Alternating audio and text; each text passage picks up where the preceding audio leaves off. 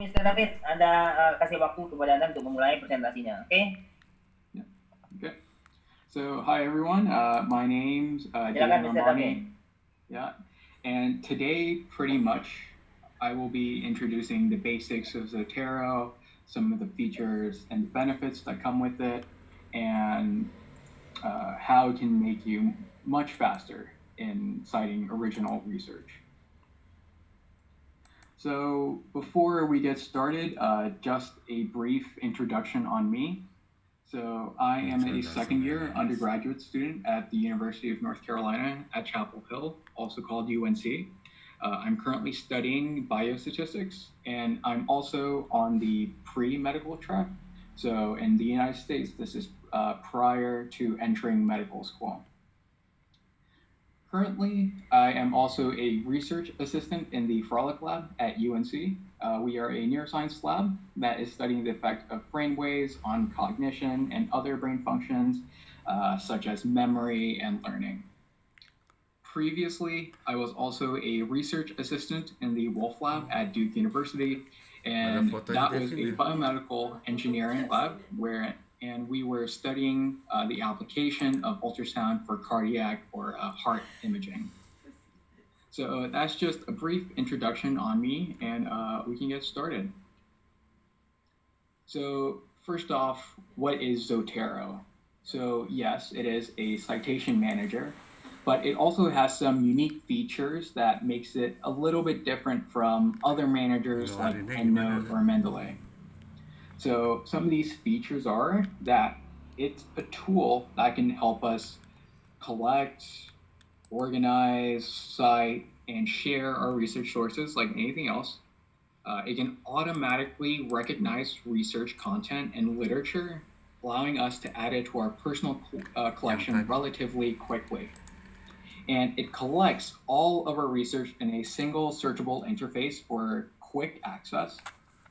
And it also indexes full text of research content in our library, allowing us to find exactly what we're looking for. So through Zotero, we can take literature that we find on pretty much most browsers like Google Chrome, Safari, Mozilla Firefox, all that. And by indexing it through Zotero, we can then pop out a citation and bibliography that we can then put in any other application like Microsoft Word or PowerPoint.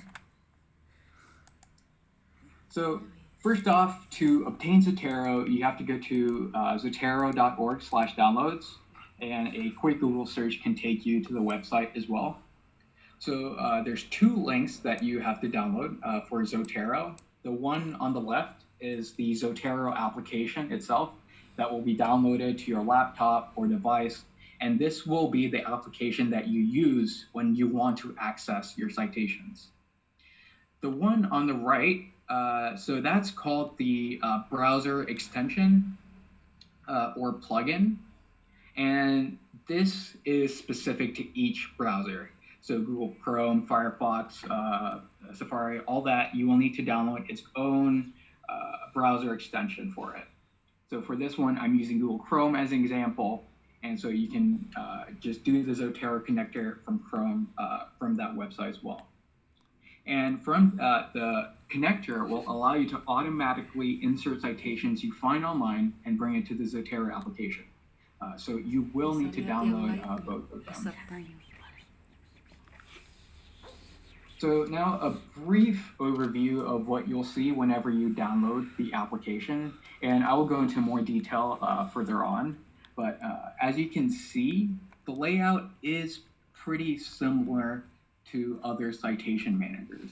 So if you look over there on the left column, you'll see that you have your libraries and any sub-collections that you may have made. You can also set up a group library where you can share the collections that you have with other people, and they can put literature into that file as well. And the way you make a group library is you can't do it on the Zotero application. You would have to go through the Zotero website, where you would then make a library and send an invite link to everyone you want to invite in that group.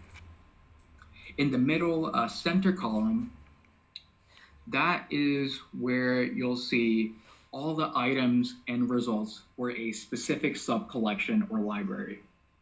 And you can also drop down information from each item through that little arrow besides each title. So you can directly access the website or PDF that's attached directly to it. And in that rightmost column, all the information for a specific item or paper is shown. So the first tab that we're looking at right now is the info tab, and that'll show you basic information like title, author name, volume, date of publication, and all that kind of information. The second tab is a notes tab where you can type personal notes. And I'll go into even more detail later. And the third is the tags tab where you can add tags or keywords to documents. And finally, the related tab is where you can add items or literature, papers that are related to each other and make that connection a note so it can be searchable and indexable later on. So the first part of this is how to collect literature. Now, you can add information manually, such as if you have a book or article in paper, like newspaper. But if you are searching for literature online, whether that be through a journal database like Scopus or Science Direct, or more broadly like Google Scholar, then this part will help you guide through that. So let's say, for this example, we're using Google Scholar, for instance, to make it simple. Let's say my keyword or topic that I was looking up for is N400 individual differences. And suppose that that very first link is the one we want and the one we want to save to Zotero. So we click it, right? So we click on the link and it automatically takes us to the article. So on the top right, where the arrow is or where the box is pointing, you'll see that after you download, you'll see that symbol after you download that extension on your bar, that Zotero connector. And so if you are accessing an article like we are now, when you're on the website directly for an article, you'll see the logo of that button to be a paper. And what that means is, so if we want this article, all we